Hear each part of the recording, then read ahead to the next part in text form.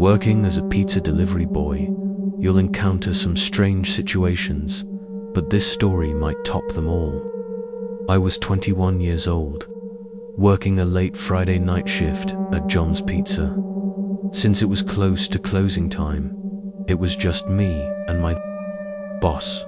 Around 9 o'clock, I got my next delivery, heading to the sorties just a town over.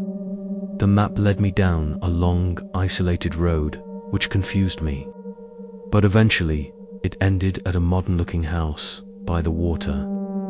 Every single light inside was on, and music blasted so loud I could hear it through my closed windows. Oddly, only 2 cars were in the driveway, even though the house looked huge. Walking to the door, I realized the place looked brand new. I rang the bell a few times before the door swung open.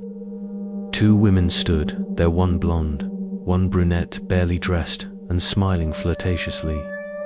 The blonde grabbed the pizza, while the brunette handed me a $20 and called me cute, asking for my number.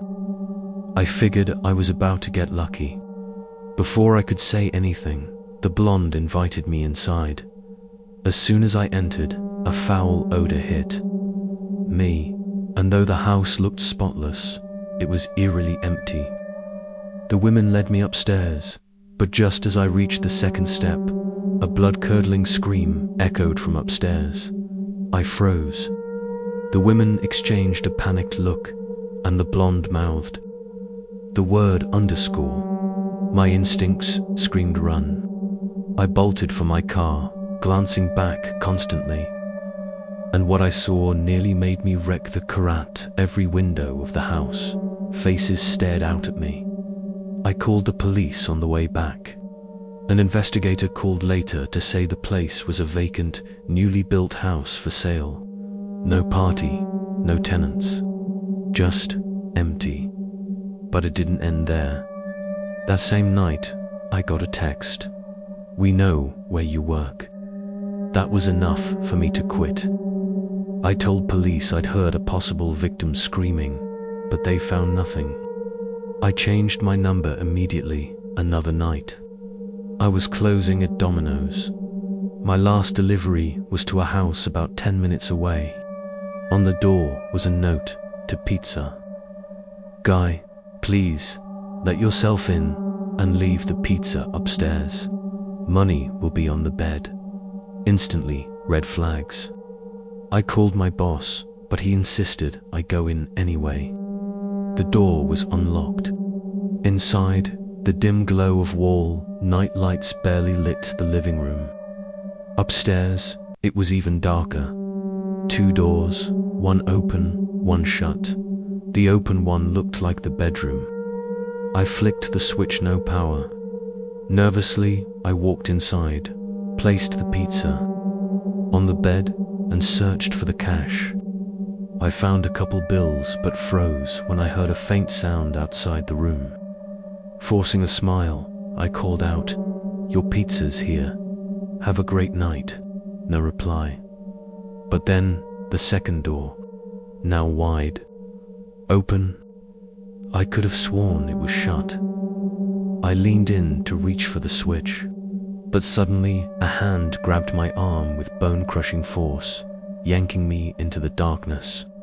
I screamed, stabbing wildly with my keys until I broke free and sprinted for my car. Nothing chased me, but I told my boss what happened. He refused to call police, but gave me a raise from $7.50 to $8.50. Not much comfort at Gino's Pizzeria. I usually worked the counter, but one night, the regular delivery kid called out, so I filled in. After 3 easy runs, I got a call from a woman whose voice sounded cracked and unstable, long pauses, stuttering like she was asking someone nearby for the address. Eventually, she ordered a plain pie. The house was a trailer at the end of a dark gravel road, deep in the woods. A fire glowed in the backyard where a man and woman argued. As I stepped out with the pizza, I noticed the curtains twitch. Someone was watching me. I walked around back to greet them, but they looked startled, almost guilty. The woman muttered to the man, and he snapped at her for giving out the address. They were blocking something behind them. I asked if I should go to the front, but she said to wait. She disappeared inside while the man counted money at a snail's pace, glaring at me. I caught the woman glancing into the woods behind me, then, nodding, I turned just in time to see a massive figure emerging with an axe. Instinct took over. I hurled the pizza box at him and bolted. By some miracle, no one followed. I texted Mario, the chef, what happened. All he wrote back was, "Holy _." That was my last delivery ever. If you're thinking of becoming a pizza boy, maybe stick to the suburbs or the city, because in the middle of nowhere, it's not worth your life.